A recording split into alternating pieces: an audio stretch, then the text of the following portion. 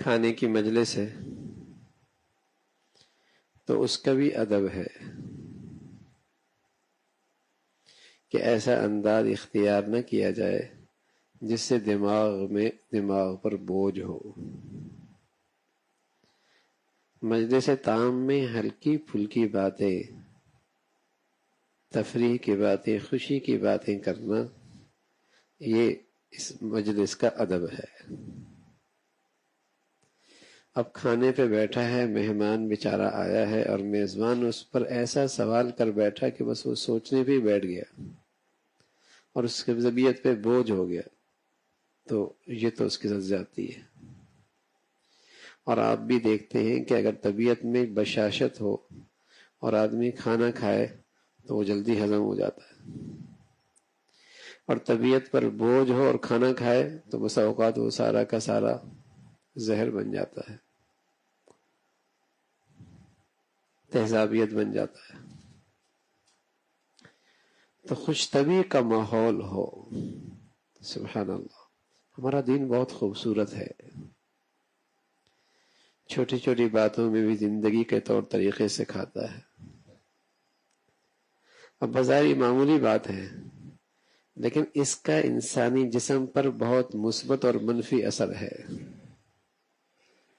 اگر بشاشت کے ماحول میں ہلکی پھلکی باتوں میں، ہنسی خوشی میں، تفریح کے انداز میں کھانا کھا رہا ہے تو ہضم ہو جائے گا، اور اگر طبیعت پہ بوجھ ڈال دیا، مشکلات کی بات، مشکل باتیں کرنے کر دی، ناگواری کی کیفیت پیدا کر دی اس ماحول کے اندر، تو وہی چیز تہذابیت بن جائے گی اور جسم کے لیے کتنا نقصان دہ ہوگی۔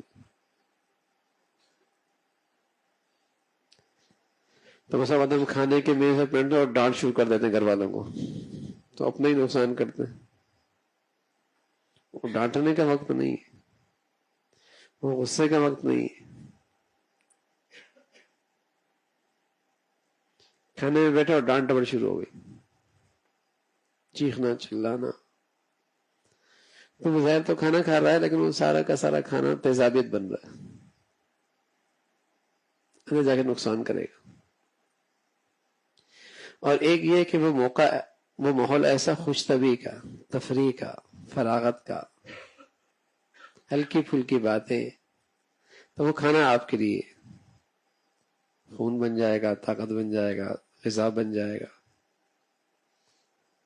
ہم ساتھ موبائل رکھتے ہیں اور میسج بھی ساتھ ہوتا ہے، ٹھیک ہے نا، ادھر گھنٹی بجی، ادھر گھنٹی بجی، اور خبر آ گئی کہ آج سودا مال نکلا نہیں فیکٹری سے، پڑا ہوا ہے، طبیعت کتنی بوجھ ہو جاتی ہے۔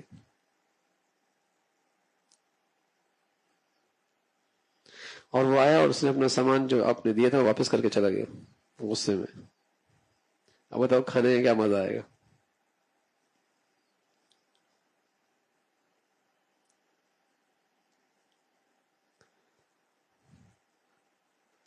تو دین بہت خوبصورت ہے، اگر اسے ہم اپنی زندگی میں اپنائیں تو بہت ساری منفی چیزوں سے ہم ویسے ہی محفوظ ہو جائیں۔